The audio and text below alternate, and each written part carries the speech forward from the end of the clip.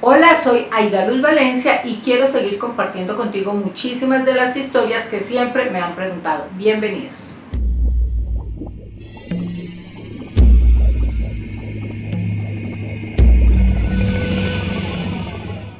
Bueno, siempre me han preguntado que qué me pasaba, que cómo era, que cuándo descubrí todas las cosas que yo sé hacer o todo lo que me ocurría. Bueno, cuando yo era muy pequeña, estamos hablando de unos 5 o 6 años de edad, siempre tenía amiguitos imaginarios que para mí no eran imaginarios, para mí eran muy reales. Siempre estaban en mi cuarto en la noche, hablaba con ellos, me contaban cosas. Yo recuerdo que no necesitaba estudiar, siempre todo estaba ahí, todo era muy fácil para mí y la vida era muy sencilla hasta que empecé a comentar las cosas que yo veía. Ahí cambió un poco. Yo estudiaba en un colegio de monjas, las hermanas Marianitas del Valle del Cauca, de Sevilla, de mi pueblo, y ellas, todo lo que era estas energías o amigos imaginarios, pues eran condenadas como cosas demoníacas. Ahí empieza mi infancia a complicarse un poquito porque me tocó empezarme a quedar callada con todas esas historias para que no me pasaran al frente, para que no me hicieran a un lado, o como se usa ahorita la palabra, el famoso bullying, me hubieran hecho bullying fantasmagórico, porque de eso era. Bueno, empiezo a contarle solo a algunas personas los sucesos que yo veía. Tuve mucho contacto con la muerte desde muy pequeña, viendo gente muerta, pero lo casual era que aún no se habían muerto y al poco tiempo que yo los veía, estas personas fallecían. Así transcurrió mi vida hasta la etapa de unos 9, 10 años, donde empiezo a presentar unas enfermedades que no eran lógicas. Me diagnosticaron con leucemia, me desahuciaron. Yo me acuerdo que le escuchaba esa frase a mi mamá y los veía llorando y que estaba desahuciada, y me mandaron para Cali, para un hospital, porque tenía leucemia y me tenían que tratar. Nadie se explicaba lo que me ocurría a mí, y de hecho yo creo que hasta la etapa adulta fue cuando descubrí que muchas de esas enfermedades y muchas de esas cosas que me ocurrían de pequeñita eran cosas que yo absorbía de energías que yo canalizaba sin darme cuenta. Porque recuerdo que solamente con la sanación, con trabajos espirituales, me curaron la famosa leucemia o el famoso cáncer en la sangre, como me decían, y ese episodio pasó. Pero ya tienen una explicación mucho más lógica.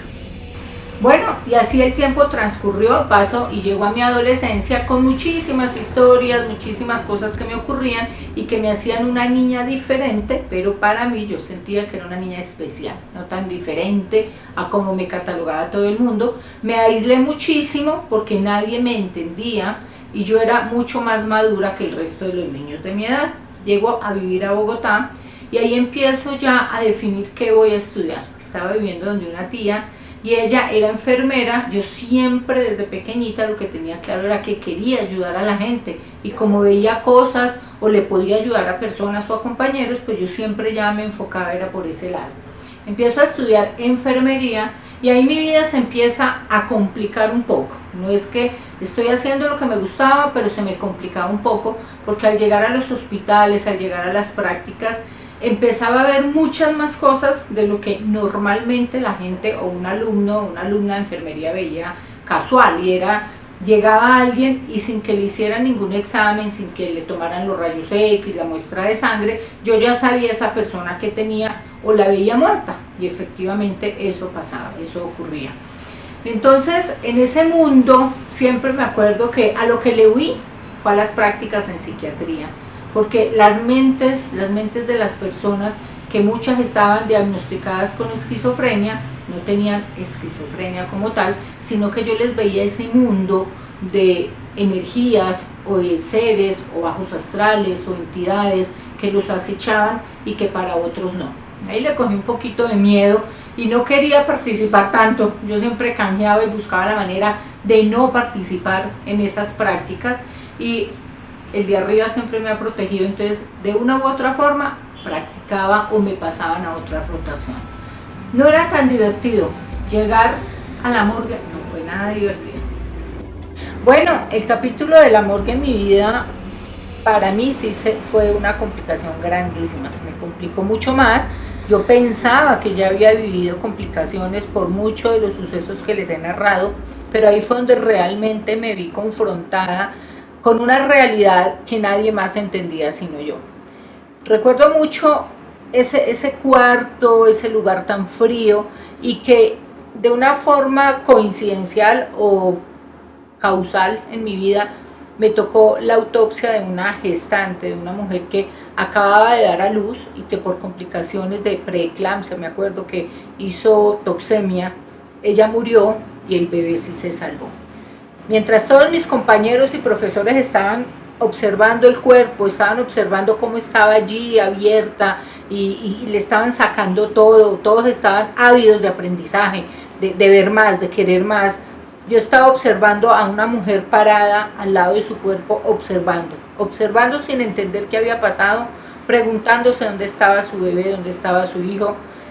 Y ese dolor que la embargaba a ella y que solamente era un lenguaje visual, porque yo no le podía hablar, ya en ese punto de mi vida, con todo el argot médico, con todo lo que yo ya había aprendido, sabía que en el momento que yo dijera que estaba viendo una persona muerta en ese instante, me iban a catalogar de loca, que ya tenía esquizofrenia o algo así.